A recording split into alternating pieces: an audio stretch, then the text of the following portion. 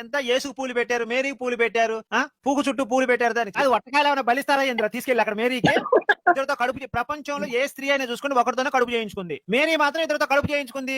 యేసు లంజాకుడికి అయిపోయాడు. ఇప్పుడు చూసారు కదా ఈ వీడియో, ఇది అందరికీ వెళ్ళాలి. మేము స్త్రీలను ఏదో ఉద్ధరిస్తున్నాము, స్త్రీల గురించి మేము స్త్రీలను కాపాడటానికే పుట్టాము అన్నట్లు బిహేవ్ చేస్తున్నారే, వాళ్ళు అన్న మాటలు ఇవి అందరికీ షేర్ చేయాలి. వినడానికి ఎంత ఇబ్బందికరంగా ఉందండి. చెవుల్లో నుంచి రక్తం వచ్చేంత అసభ్యకరమైన పదజాలంతో వాళ్ళు అక్కడ మాట్లాడారు. వాళ్ళు మాట్లాడింది ఎవరినో కాదు, ఒక స్త్రీని. ఇప్పుడు వాళ్ళు అంటున్నారు కదా స్త్రీలను మీరు తప్పుగా మాట్లాడారు అని చెప్పి. మరి ఇదేంటి, మరి ఒక స్త్రీ కాదా? ఆమె క్రైస్తవురాలో ఇంకొక ఆవిడ పక్కన పెడితే ఆవిడ కూడా ఒక స్త్రీయే కదా. మరి ఆ స్త్రీ గురించి ఇంత దారుణంగా మాట్లాడినప్పుడు దీని గురించి ఎవరైతే రకరకాలుగా మాట్లాడుతున్నారో దీని గురించి ఎందుకు స్పందించట్లేదు మీరు? ఒక చిన్న విషయాన్ని తీసుకొని, షాలేమన్నా తన సంఘానికి చెప్పుకున్న చిన్న విషయాన్ని తీసుకొని రకరకాలుగా సృష్టించి అనని దానిని, అది కూడా ఒక వర్గపు ప్రజలకు మాత్రమే దాన్ని కేటాయించి అన్న ఒక్క విషయాన్ని మీరు తీసుకొని రకరకాలుగా సృష్టించి మాట్లాడుతున్నారు కదా. మరి ఇలాంటివి మీ కళ్ళకు కనిపించట్లేదా? మీ చెవులకు వినిపించట్లేదా? ఇలాంటి వీడియోలు ప్రజల దగ్గరికి వెళ్ళాలి. ప్రజల దగ్గరికి వెళ్ళినప్పుడే ఇలాంటి వాళ్ళ భాగవతం బయటకు వచ్చి, ఎవరైతే ఇప్పుడు స్పందించి మాట్లాడుతున్నారో అమ్మ ప్రియా చౌదరి, ఆ యమున, ఇలాంటి వారు స్పందించి మాట్లాడుతున్నారు కదా, మరి దీని గురించి కూడా స్పందించండి.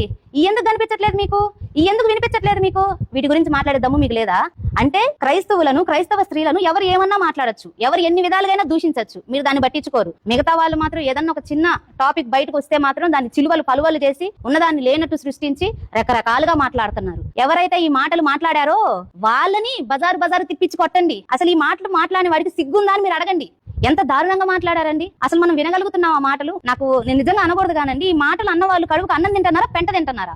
ఒక స్త్రీ గురించి ఇంత చండాలంగా మాట్లాడడానికి అసలు మీకు నోరు ఎలా వచ్చింది? నీ భార్య ఒక స్త్రీయే కదా, నీ తల్లి ఒక స్త్రీయే కదా, నీ ఇంట్లో ఉన్న నీ ఆడవాళ్ళందరూ స్త్రీలే కదా. మరి వాళ్ళందరూ స్త్రీలే అయినప్పుడు నీకు స్త్రీ మీద గౌరవం ఎందుకు లేదు? ఇంత చండాలంగా మాట్లాడావే, అసలు నీకు సిగ్గు కలగట్లేదా ఈ మాటలు విన్నప్పుడు? నేను ఇలాగ మాట్లాడాని ఒక స్త్రీ గురించి అని చెప్పి అసలు నీకు సిగ్గుందా అని నేను అడుగుతున్నా. దీని గురించి స్పందించాలండి అందరూ.